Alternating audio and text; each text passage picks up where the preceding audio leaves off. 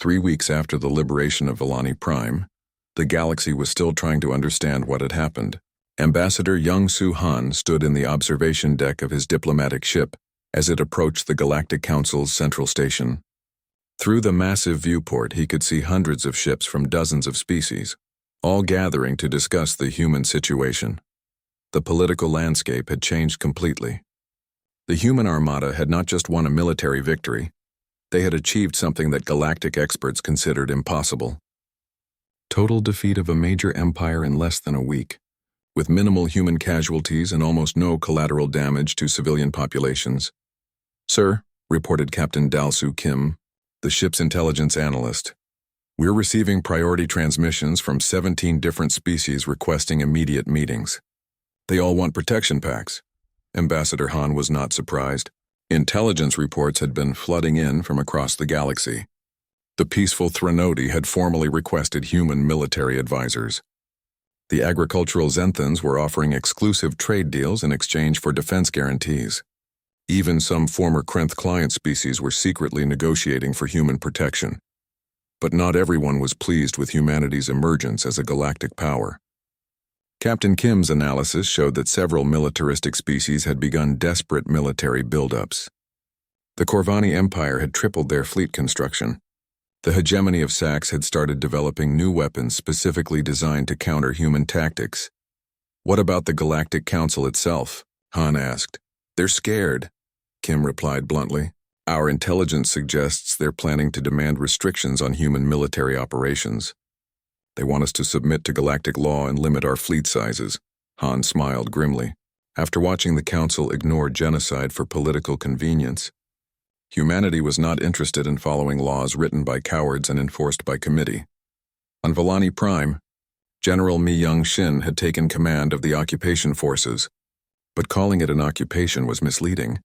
The Volani had welcomed human protection with grateful enthusiasm. Elder Counselor Thexani had formally requested that humanity establish permanent military bases throughout their star system.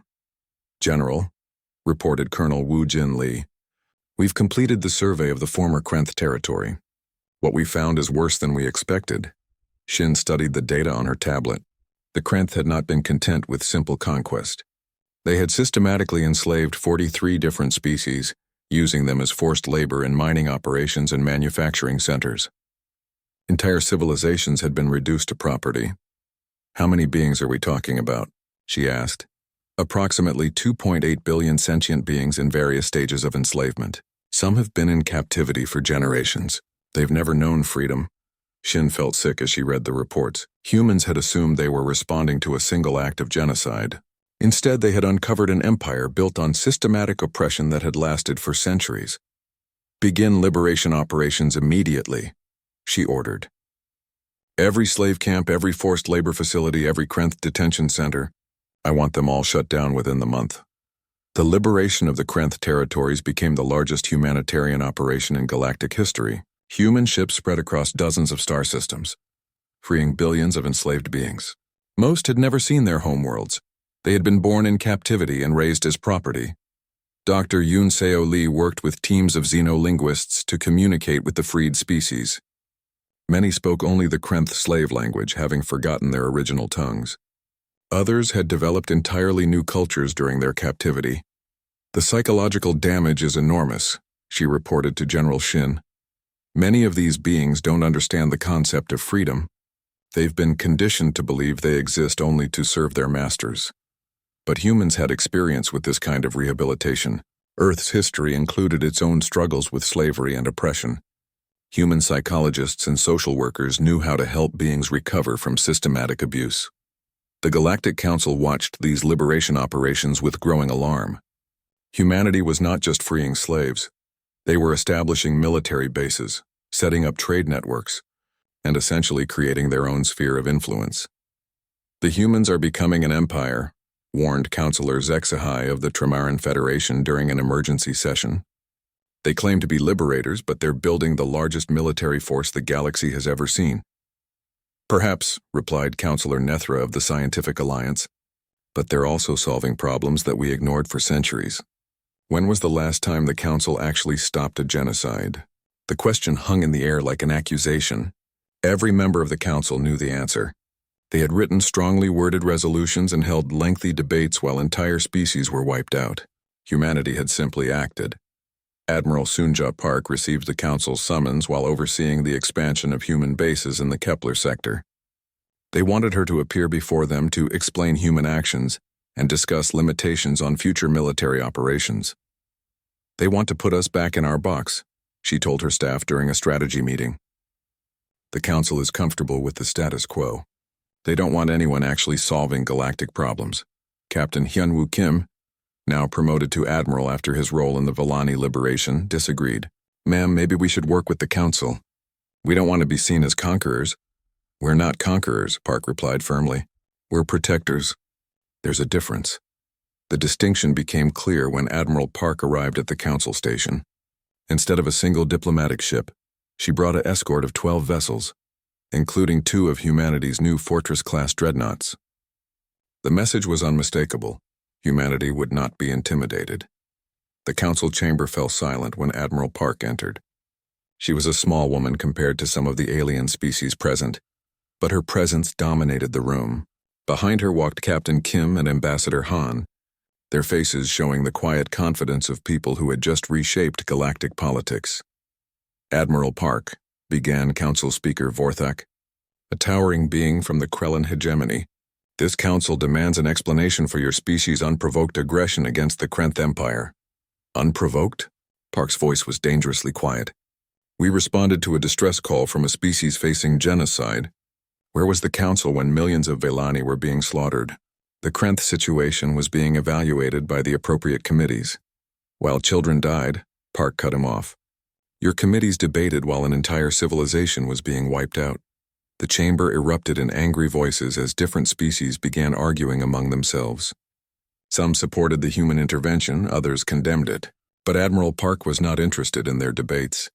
"This council has proven itself incapable of protecting innocent beings," she announced, her voice carrying over the chaos. "Humanity will not be bound by laws written by cowards and enforced by committees." Speaker Vorthak's face flushed with anger. "You cannot simply ignore galactic law. The council has authority over all spacefaring species." "No," Park replied calmly. "You have authority over species that accept your authority. As of today, humanity withdraws from all council treaties and agreements." The declaration sent shockwaves through the chamber. No major species had ever withdrawn from the Galactic Council. The political implications were staggering, but Admiral Park was not finished. "However, humanity is prepared to work with any species that shares our commitment to protecting innocent life. We're establishing the Human Protectorate, a mutual defense alliance open to all beings who believe that genocide is unacceptable." Within hours of Park's announcement, applications began flooding in. The Volani were the first to join, followed by 17 other species that humanity had liberated from Krenth slavery. But the alliance quickly grew beyond former victims. The Threnodi, tired of council inaction on trade piracy, requested membership. The Zenthans, facing territorial disputes with aggressive neighbors, sought human protection. Even some advanced species like the Christek Confederation expressed interest in joining an organization that actually solved problems instead of debating them. Dr. Lee worked around the clock with alien diplomats to establish the Protectorate's founding documents. The principles were simple: mutual defense against aggression, protection of civilian populations, and zero tolerance for slavery or genocide. "It's remarkable," she told Ambassador Han. "These species don't want humanity to rule them. They want humanity to protect them while they rule themselves." The Protectorate's rapid growth alarmed the remaining council members. Within 6 months, humanity had gone from a minor single-world civilization to the head of an alliance that included over 30 species and controlled significant portions of galactic trade routes. Captain Dal Su, Kim's intelligence division, monitored reactions across the galaxy. Some species were building up their militaries in response to the human threat. Others were quietly negotiating for Protectorate membership. But most were simply watching and waiting to see what humanity would do next. The answer came when Admiral Park received another distress call, this time from the hegemony of Sax, one of the species that had been building weapons to fight humans. A rogue AI had taken control. The battle for Volani Prime became a masterclass in human warfare. General Tai Hyung-yoon watched from his command ship as his Marines moved through the planet's surface like a controlled storm. The Krenth had spent decades perfecting siege tactics against civilized species, but they had never faced an enemy that treated impossible conditions as routine. Captain Min Ho-an led his Special Forces team through the toxic processing plants on the planet's northern continent. The Krenth had fortified these facilities knowing that most species could not survive in the poisonous atmosphere. But humans had evolved on a world where toxic air was common in certain regions. Sector 7 is secure, An reported through his comm system. The Krenth are retreating to the main refinery complex. His soldiers moved like ghosts through the industrial maze. Their environmental suits were designed for Earth's most dangerous locations, places where acid rain, radiation, and toxic gases were everyday hazards. The Volani processing plants were actually cleaner than some of Earth's mining colonies.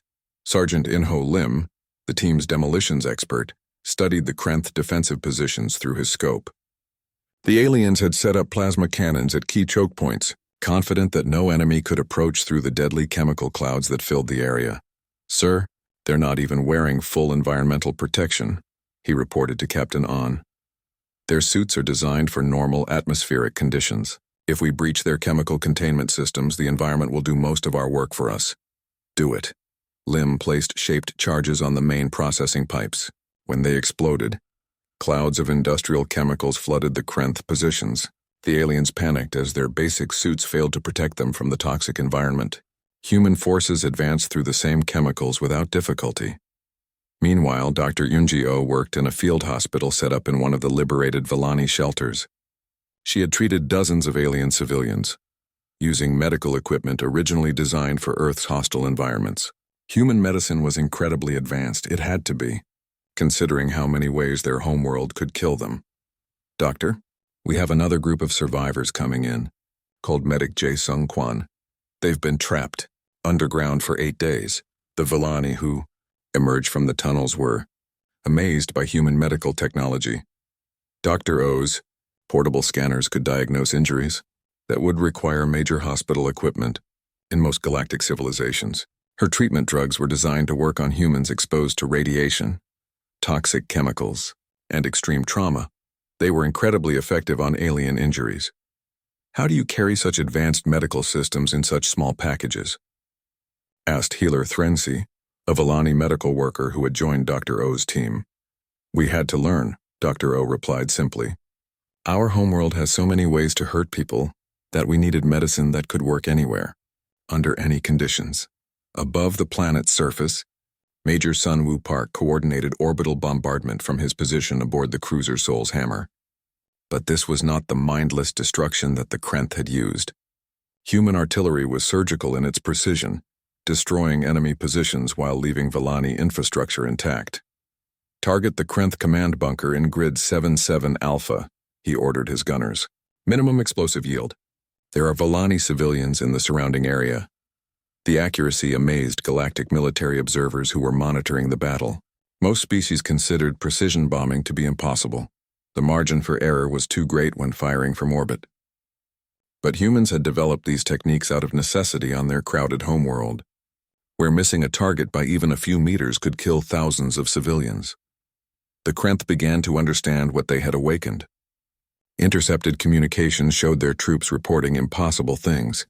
Humans fighting in environments that should kill them, soldiers continuing to advance despite injuries that would stop other species, and tactical coordination that seemed almost supernatural. "They fight like the planet itself is trying to help them," reported Krenth Field Commander Gex to his superiors. "They move through radiation fields that would kill us in minutes. They breathe air that is poison to most life forms, and they seem to know exactly where we are at all times." War Commander Vex, trapped in his deep bunker, received these reports with growing horror. His forces were equipped with the best weapons in the Krenth arsenal. They had conquered 17 species with these same tools, but against the humans, advanced technology seemed meaningless. "How are they coordinating so effectively?" he demanded of his intelligence officer. "War Commander, we believe they use a form of quantum communication that we cannot intercept, but their tactical coordination goes beyond technology. These beings seem to think and fight as a unified organism. The truth was simpler but more terrifying. Humans had evolved as pack hunters on a world where cooperation meant survival. They could coordinate instinctively, reading body language and vocal cues that other species missed entirely. When human soldiers fought together, they became something greater than the sum of their parts. Commander Bo-Ram Choi led the assault on the main Krenth command center. Her forces used a combination of stealth technology and overwhelming firepower that the aliens had never encountered. They moved like shadows until the moment of attack, then struck with brutal efficiency. Breaching charges set, reported demolition specialist Yu Jin Han. The Krenth energy barriers are impressive, but they're designed to stop energy weapons. They won't even slow down our kinetic charges. The explosion tore through the command center's defenses like paper. Human soldiers poured through the breach, their kinetic weapons cutting through Krenth armor that could deflect plasma beams and laser fire. The aliens' defensive technology was useless against simple bullets fired at incredible speeds. As Krenth resistance collapsed across the planet, something unexpected happened. Vellani civilians began emerging from their hiding places to watch the liberation of their world. They saw human soldiers, beings who fought like demons but treated prisoners with unexpected mercy. Elder Counselor Thexani, who had activated the ancient beacon, was brought to the surface by Captain An's team. She was amazed by what she saw. Human medics were treating Krenth wounded alongside Vellani civilians. Human engineers were already working to repair the damage to Vellani infrastructure. "You are the Deathworlders. The legend spoke of," she said to Captain An. "But you are not what we expected." "What did you expect?" "Monsters who would destroy our enemies and leave us in ruins. Instead, you fight like monsters but heal like angels." Captain An smiled behind his helmet. "We learned a long time ago that protecting innocent people means more than just killing their enemies. It means rebuilding what was destroyed." The final battle came when War Commander Vex attempted a desperate last gambit.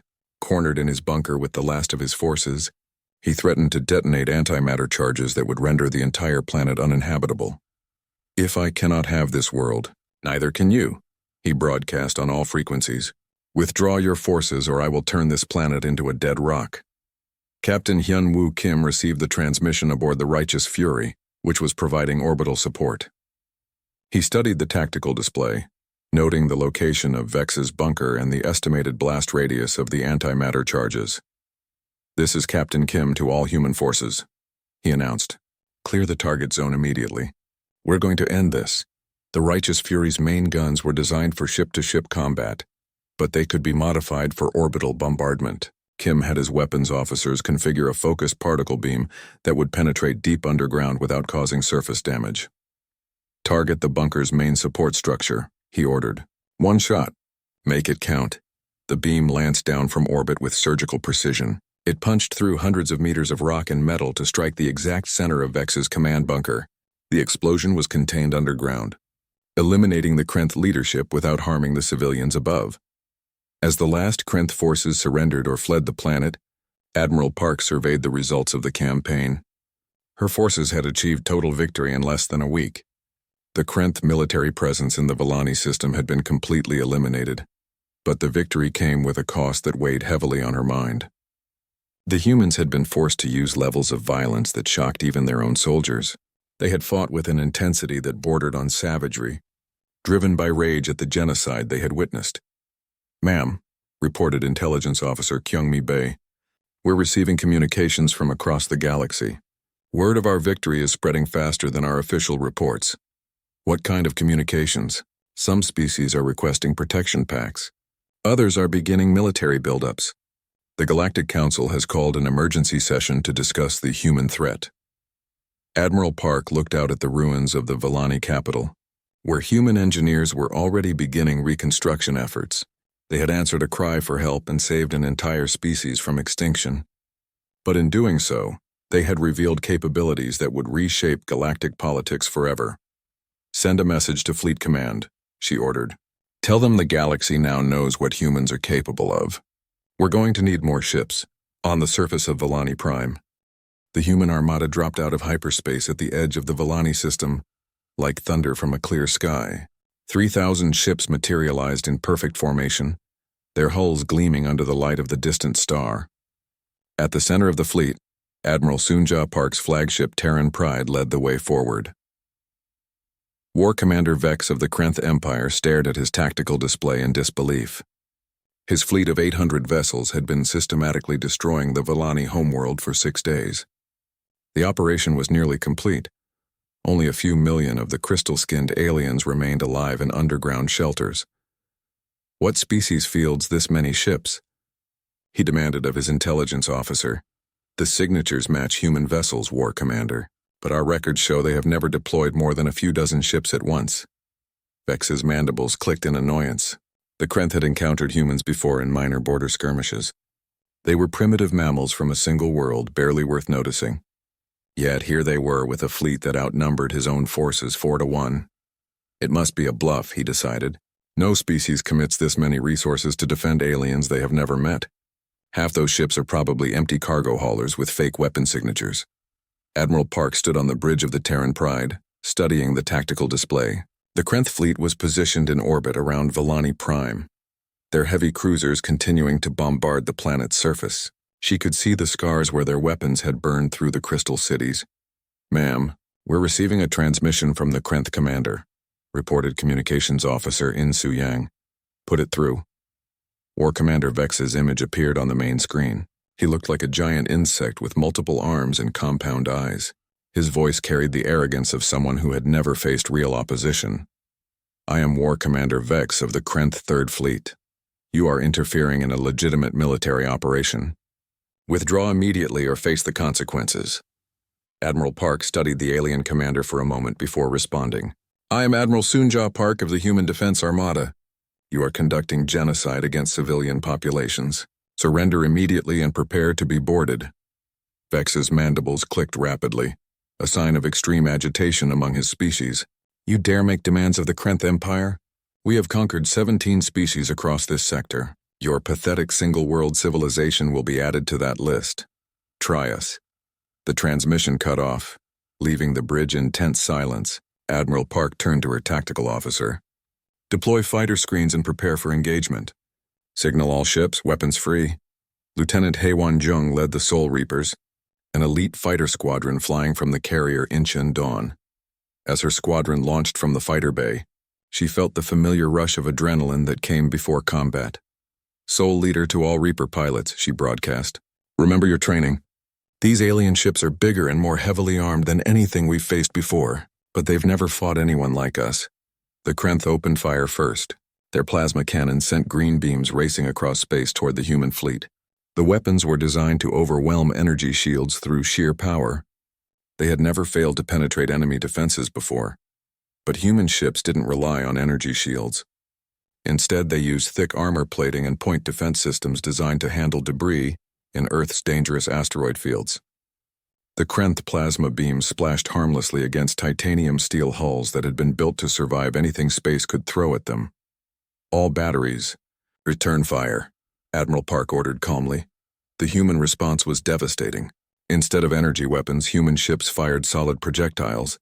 Tungsten slugs accelerated to incredible speeds by magnetic coils. The Krenth had never encountered kinetic weapons before. Their energy shields, designed to disperse plasma and laser fire, were useless against chunks of metal moving at relativistic speeds. The first salvo punched through 3 Krenth cruisers like they were made of paper. Atmosphere vented from massive holes in their hulls as internal systems exploded. The aliens had never imagined that anyone would still use such primitive weapons. Lieutenant Jung's fighter squadron dove into the chaos of the main battle. Her F-47 Hawk was a small craft compared to the massive capital ships, but it was incredibly fast and agile. The human pilots had trained in Earth's high-gravity environment, where split-second reactions meant the difference between life and death.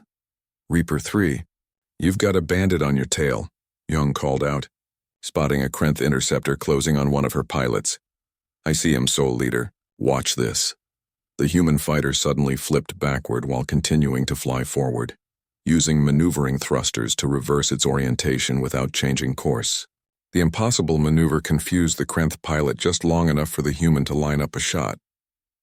Twin particle beams tore through the alien craft's engine section. War Commander Vex watched in growing horror as his fleet was systematically destroyed. The humans fought like nothing he had ever encountered. Their ships were tough beyond belief, their weapons primitive but brutally effective, and their tactics completely unpredictable. "How are they maneuvering like that?" he demanded. "Their acceleration should kill their crews." His science officer's voice shook as he replied, "War Commander, we've analyzed their flight patterns. These beings can survive forces that would crush most species. They come from a high-gravity world with violent weather patterns. They evolved to handle conditions that would be lethal to us." The battle reached its climax when Chief Engineer Dongmin Seo activated the Iron Will's experimental planet cracker weapon. The massive dreadnought had been equipped with mining tools designed to break apart asteroids for the colony ships. Seo had modified the main laser array into something much more dangerous. A brilliant blue beam lanced out from the Iron Will's forward section. The concentrated energy was designed to crack planets open, not fight space battles. When it struck the Krenth heavy cruiser Dominion, the entire ship simply vanished in a flash of plasma and superheated metal. The destruction of the Dominion broke the Krenth fleet's morale. These were soldiers who had conquered worlds through superior technology and overwhelming firepower. They had never faced an enemy that seemed to ignore damage and fight with such terrifying intensity. "All ships withdraw to the planet's surface," Vex ordered. "Prepare for defensive positions." But even as the Krenth fleet retreated, human dropships were already launching from the troop ships. General Tai Hyung-yoon's Marines had been preparing for ground assault since the moment they entered the system. Captain Min Ho-an's Special Forces team was among the first to land. Their dropship touched down in a bombed-out section of the Volani capital, where crystal buildings lay shattered and burning. The atmosphere was toxic from the bombardment, but human environmental suits were designed to work in any conditions. "Recon Team Alpha, move out," On ordered. "Priority 1 is locating Volani survivors. Priority 2 is mapping Krenth positions." His soldiers moved through the ruined city with practiced efficiency. They had trained for urban warfare on Earth's most dangerous environments, places where toxic air, unstable ground, and hostile weather were just part of the job. The devastated Volani capital was actually easier to navigate than some of Earth's disaster zones. Dr. Eun-gyo followed behind the combat teams with her medical unit. She was amazed by what she saw, not just the destruction, but the evidence of Krenth brutality. These were not military targets. The aliens had deliberately targeted schools, hospitals, and residential areas. "Sir," one of her medics called out, "we've found survivors." A group of Volani civilians emerged from a collapsed building. They were thin and terrified, their crystalline skin dim with fear. When they saw the humans, they fell to their knees in amazement. The legends spoke of warriors who would come from Deathworlds. One of them whispered in broken galactic standard, "But we did not believe. We thought it was just a story." Dr. O knelt beside the injured aliens and began setting up her medical equipment. Human medicine was incredibly advanced compared to most galactic standards. It had to be, given how dangerous their homeworld was. The treatments that could save someone from radiation poisoning or toxic exposure worked even better on alien injuries. As more human forces landed on the planet, the Krenth began to realize they were facing something beyond their experience. These humans didn't just fight to win battles. They fought to completely eliminate threats. There was no mercy for those who targeted civilians, no quarter given to those who committed genocide. War Commander Vex retreated to his command bunker deep beneath the planet's surface. His officers brought reports of impossible human tactics, soldiers fighting in environments that should kill them, weapons that ignored their energy shields, and coordination that seemed almost telepathic. "How many humans have we killed?" he asked desperately. 17 confirmed, War Commander. "But they've destroyed 40% of our ground forces." Vex stared at the tactical display in disbelief. His forces were equipped with the best weapons in the Krenth arsenal. They had conquered world after world with these same tools, but against the humans they might as well have been throwing rocks. On the surface, Captain Hyun-woo Kim's Marines advanced through the Krenth defensive lines like a force of nature. Captain Hyun-woo Kim was drinking coffee on the bridge of the UES Righteous Fury when the signal arrived. His ship was on routine patrol near the Titan shipyards, watching for pirates and checking cargo manifests. It was boring work, but someone had to do it. "Captain, we're picking up a strange transmission," called Communications Officer Ji-won Park. "It's coming through the emergency frequencies, but the signal is really old. Like ancient old." Hyun-woo set down his cup and walked over to her station. The transmission was weak and filled with static, but he could hear the desperation in the alien voice. Even through the universal translator, the pain was clear. "Get Dr. Yoon Seo Lee up here," he ordered. "We need a proper translation." Dr. Lee arrived within minutes, her tablet already loaded with linguistic programs. She was the best xenolinguist in the fleet, able to decode languages that most humans had never heard of. As she listened to the transmission, her face grew pale. "Captain, this is incredible," she whispered. "The signal is using ancient galactic standard, a language that died out thousands of years ago. But there's something else. They're calling for Deathworlders to help them." Deathworlders? Hyun-woo had never heard the term before. It means beings from planets so dangerous that most species consider them uninhabitable. "Captain, I think they're talking about us." The bridge fell silent as everyone absorbed this information. Earth was indeed a harsh world compared to most inhabited planets.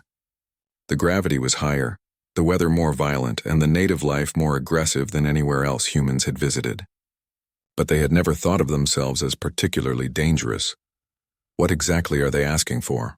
Hyun-woo asked. Dr. Lee played the message again, translating as it went. "They say their people are being slaughtered by something called the Krenth Empire. Millions are already dead. They're begging for military intervention. Location? Kepler sector, about 40 light-years from here."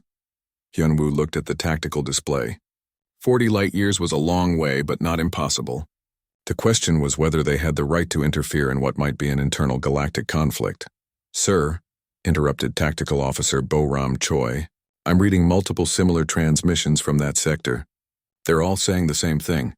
Complete planetary bombardment, civilian targets, mass extinction in progress." That changed everything. Hyun-woo had fought in the Centauri Rebellion and seen what real warfare looked like. But this sounded like something much worse. This sounded like genocide. "Get me Admiral Soonja Park at Fleet Command," he ordered. Priority 1 transmission. Admiral Park's hologram appeared within minutes. She was a stern woman in her 60s who had commanded the Human Defense Armada for over a decade. Her gray hair was pulled back in a tight bun, and her dark eyes showed the weight of command. "Captain Kim, what's the situation?" Hyun-woo quickly explained the transmission and Dr. Lee's translation. As he spoke, the Admiral's expression grew darker.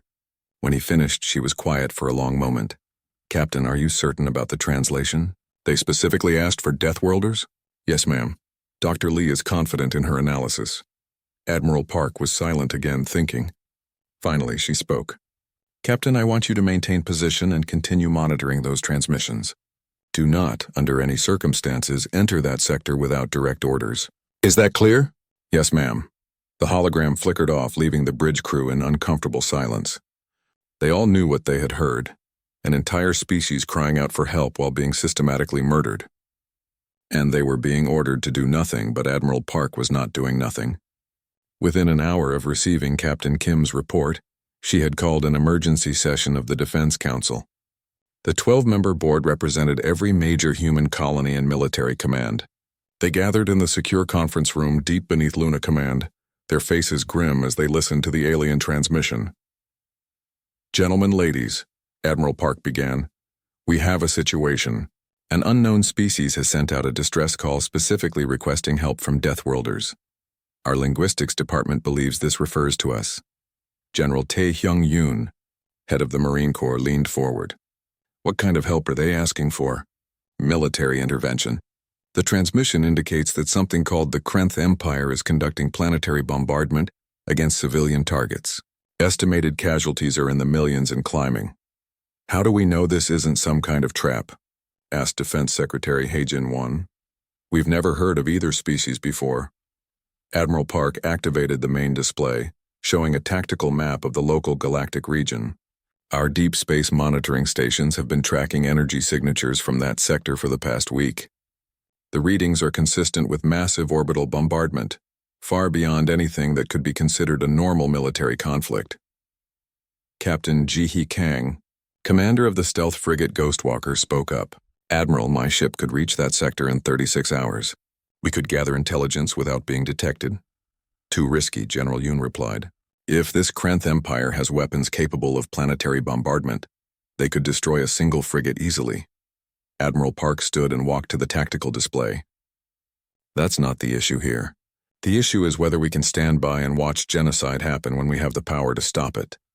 The room erupted in discussion. Some argued for caution, others for immediate action. But as the debate continued, more transmissions arrived from the Kepler sector. Each one was more desperate than the last. The Volani were dying faster than they could evacuate their people. Enough, Admiral Park said finally. I've made my decision. We're going to respond to this distress call. With what forces? Asked General Yoon. Everything we have. The scale of the human response shocked even Admiral Park herself. Within 6 hours of her decision, volunteer ships began arriving at the Seoul rally point. It started with military vessels, destroyers, cruisers, and the massive dreadnought Iron Will. But then came the civilian ships. Merchant Marines volunteered their cargo vessels for troop transport. Mining corporations offered their industrial ships, complete with plasma cutters and asteroid crackers that could be modified into weapons. Even civilian freighter captains began installing gun mounts and armor plating. Captain Dongmin Seo, chief engineer of the Iron Will, worked around the clock to modify civilian ships for combat. I've never seen anything like it, he told his assistant. These people are turning cargo haulers into warships with nothing but spare parts and determination. The most surprising volunteers came from the outer colonies. These were the frontier worlds where life was hardest, where every day was a struggle against hostile environments. When they heard about the Volani genocide, entire planetary militias volunteered to help. It's like something woke up in the human soul, observed Dr. Yoon Seo Lee as she watched the fleet assembling. We've never seen this kind of unified response to anything. Admiral Park stood on the bridge of her flagship, the Terran Pride, and watched the ships arriving. Destroyers from Mars, carriers from the Jupiter moons, assault ships from the Centauri colonies. Over 2,000 vessels in total. It was the largest human military force ever assembled. But it wasn't just the size of the fleet that amazed her. It was the speed of the response. Humanity had gone from receiving a distress call to mobilizing an armada in less than 72 hours. No other species in the galaxy could have managed such a feat. Admiral, reported Captain Kyungmi Bae from the Intelligence Division, we're intercepting Krenth military communications. They've detected our fleet buildup and are demanding that we withdraw from what they call their operational sector. What's our response? I've prepared several diplomatic options. No diplomacy, Admiral Park cut her off. Send this message, come and stop us. As the human armada prepared for its journey to the Kepler sector, word of their mission spread across human space. Families gathered around news screens to watch the fleet departure. Children asked their parents why so many ships were going so far away to help people they had never met. The answer was simple, but profound. Humanity had heard the cry of innocence in danger, and they could not ignore it. It didn't matter that the Volani were aliens. It didn't matter that they were 40 light years away. It didn't matter that intervening might start a war with the Krenth Empire. What mattered was that children were dying, and humans had the power to save them. The last ship to join the Armada was Captain Kim's Righteous Fury. As his destroyer took its position in the formation, Yunwoo looked out at the massive fleet surrounding him. He thought about the desperate alien voice in that transmission, and he wondered if the Volani truly understood what they had awakened. They had called for Deathworlders, and Deathworlders had answered. The crystal cities of Volani Prime burned under alien fire. Elder Counselor Thexani watched from the underground shelter as red beams cut through the sky above. Each blast meant more of her people were dying. The Krenth had come 3 days ago with their massive warships. They did not want to talk or make deals. They only wanted to kill every Volani in the star system. Thexani's crystalline skin flickered with fear patterns as another explosion shook the shelter. Thousands of her people huddled in the deep caves beneath their once beautiful capital. Children cried for parents who would never come home. The old ones spoke in whispers about the end of their species. Elder, the surface defenses have fallen, reported Commander Yexhai, his voice filled with defeat. The Krenth ships are moving to glass the southern continent. We estimate 6 million civilians still trapped there. Thexani closed her 4 eyes and tried to think. The Galactic Council had promised protection, but their ships were nowhere to be seen. Her own military was brave but hopeless against Krenth technology. In 3 days, the enemy had destroyed most of their fleet and captured half their world. What about the emergency beacon? she asked quietly. HFY's antennae drooped. Elder, that device is older than our written history. We do not even know if it still works. And the legends say it calls for the most feared warriors in the galaxy. Such beings might be as dangerous to us as the Krenth. Another massive explosion rocked the shelter. Dust fell from the ceiling as the lights flickered. A young voice cried out in the darkness, a child calling for her mother. The sound broke something inside Thexani's heart. How many of our people are left? She whispered. Perhaps 20 million on the surface. Another 5 million here underground. The Krenth are killing faster than we can evacuate. Thexani stood slowly, her ancient joints creaking. She had lived for 300 years and led her people through the Great Drought and the Cosmic Storm Crisis. But nothing had prepared her for this. The Krenth did not just want their world or their resources. They wanted every Volani dead. Take me to the beacon chamber. The journey through the underground tunnels took an hour. They passed groups of refugees, families clutching precious belongings, wounded soldiers being carried on stretchers, younglings who stared with wide eyes at the destruction above. Everyone looked to Thexani for hope, but she had none to give. The beacon chamber sat at the deepest part of their city, carved from living rock by their ancestors. The device itself looked like a crystal flower made of metal and light. Ancient symbols covered its surface in languages that predated galactic civilization. According to legend, it was built by the first builders, a mysterious race that had vanished eons ago. The instructions are here, said archivist Pelthon, pointing to symbols on the wall. But Elder, the translation is uncertain. The ancient texts speak of those who walk with death and hunters from the void between stars. What if we summon something worse than the Krenth? Thexani looked at the symbols. Her people had studied them for generations but never fully understood their meaning. The beacon was meant to call for help in the darkest hour. This was surely that time. Read me the full inscription, she ordered. Pelthon's voice shook as he translated. When death comes for the innocent, when evil spreads across the stars, when hope dies in the hearts of the pure, activate this beacon. It will call to those born of Deathworlds, those who know no fear, those who answer when others will not. But beware, they are not gentle saviors. They are the storm that comes after the darkness. Above them, the Krenth continued their slaughter. Thexani could feel her people dying through the psychic link all Volani shared. Each death was like a small light going out in her mind. Soon there would be nothing left but empty darkness. She placed her hands on the beacon's activation panel. The crystal surface felt warm under her touch, as if it had been waiting for this moment for thousands of years. Elder, please reconsider, begged HFY. We do not know what will answer this call. We know what happens if we do nothing, Thexani replied.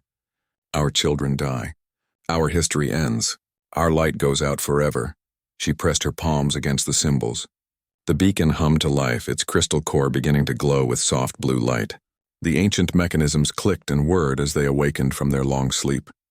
Energy coursed through the device, building toward something that would reach across the galaxy. To whoever receives this message, Thexani spoke into the beacon's receiver. We are the Volani of the Kepler sector. We are dying. The Krenth Empire is killing our people. Our children, our elderly, everyone they can find. We have no military left to fight them. We have nowhere to run. If there is anyone out there who still believes in protecting the innocent, please help us. We do not have much time. The beacon pulsed brighter. Ancient transmitters that had slept for millennia sparked to life. The message began its journey through subspace, traveling faster than light toward distant stars. But Thexani did not know where it was going or who might hear it. The transmission carried more than just words. It contained the desperation of a dying species, the love of parents for their children, and the last hope of an ancient civilization. The beacon's designers had built it to seek out protectors, beings who would answer when no one else would. Somewhere in the vast darkness of space, the signal raced toward its destination. It passed dead worlds and empty systems, searching for the right receivers. The message was coded in frequencies that only certain minds could understand. Minds shaped by struggle and hardened by survival. As the beacon's light faded, Thexani felt a moment of peace. She had done everything possible. Now they could only wait and hope that someone would hear their cry for help. Someone who was strong enough to face the Krenth. Someone who cared about strangers dying far away. In the deep tunnels of Volani Prime, 25 million beings waited for salvation or death. Above them, Krenth warships continued their systematic destruction. The countdown to extinction had begun, but across the galaxy something stirred in response to their call.